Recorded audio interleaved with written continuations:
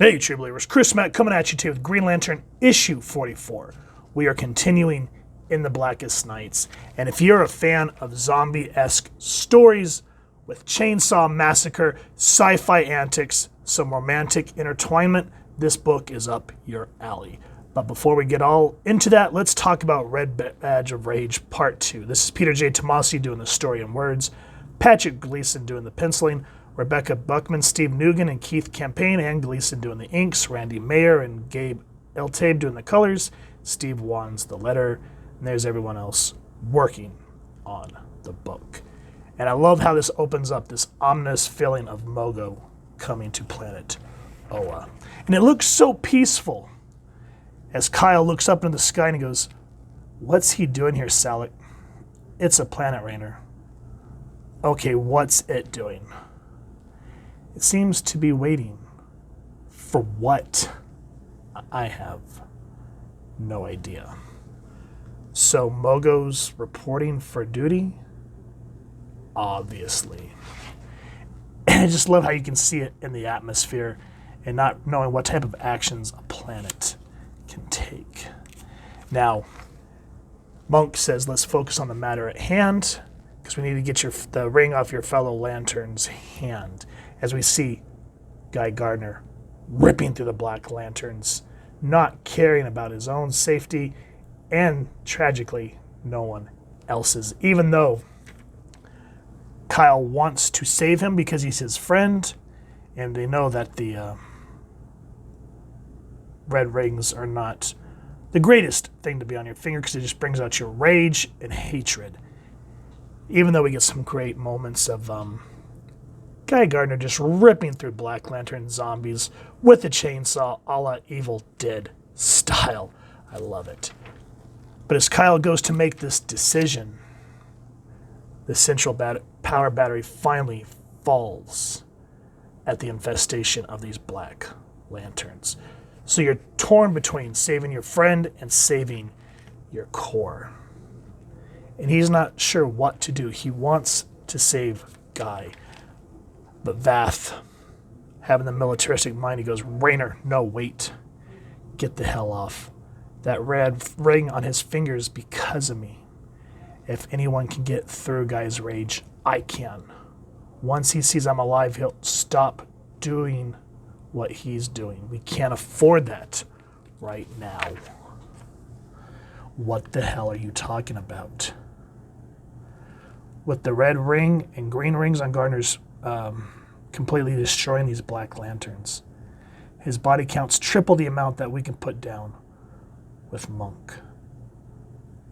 You're telling me to let Guy stay a Red Lantern? I'm saying let's give Gardner a wide berth for as long as possible and let him do what you originally wanted Vice to do. Remember, in the last couple of issues, they released one of the Red Lanterns from the science cells to rip through these guys, but that didn't last long. We can focus on the other side of the central battery with Monk. But Kyle's like, to hell with that. Which we can understand, because the whole reason that Guy is in this position is because Rainer essentially died trying to stop the Black Lanterns from destroying the essential power battery. And you can see the torment that Gardner's going through. He goes, "Kyle, yeah, buddy, that's right, it's me. Please don't let it win. We can fix this. I'm doing my best. I can keep it from spilling over, taking me where I don't want to go. Don't let it. You gotta kill me before I..." Then you see the red take over. Time's up. And so the red rage tries to say that Kyle is just a Black Lantern in disguise, just like all the others, so he's not sure what to do. Now, in the midst of all this cacophony, Mogo says that he has a plan. He goes, "It's a prime directive from the Guardians." Prime directive? I have no record of a Guardian primary directive based solely on your authority, Mogo. I assure you it exists, Salak. Otherwise, I would not be here. What's this directive? To purge. And you just kind of get this whole Armageddon-style look as Mogo begins to purge Oa of absolutely everything. Your feeding time is over, vile ones. You will defile our battery no more. And you just see the shock on everyone's face as they get pulled out of the atmosphere. And it's a great moment because you're thinking, what the hell is causing this and why would it happen? And it's all thanks to Iolande, who brought the injured to Mogo. And the way that Mogo's able to essentially say that the Black Lanterns will literally burn for eternity is a nice little touch on this whole book. I don't want to spoil what's happening.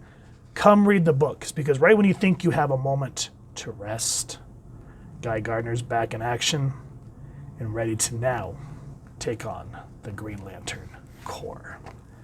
As I've said countless times through these reviews, guys, the Green Lantern Corps for me is the bee's knees book. Tomasi takes a lot of creative, chances, and they pay off, in my opinion. It's fun. There's romance, there's comedy, of course, tragedy and darkness and all that stuff that comes along with Blackest Nights, but makes for a great book. So if you've enjoyed what you've seen, please first and foremost support your local comic shop or wherever you like it is to get your comic books and action figures. I've not had enough coffee today, guys, so I'm just kind of like, woo. And if you've enjoyed this review, we really would appreciate it if you take a moment to like, share, and subscribe. Helps the club channel more than you could possibly know.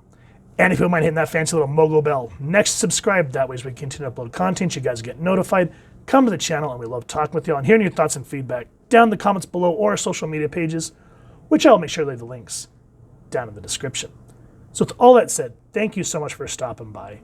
Hope you all continue to have an absolutely amazing day reading, and happy hunting, true believers.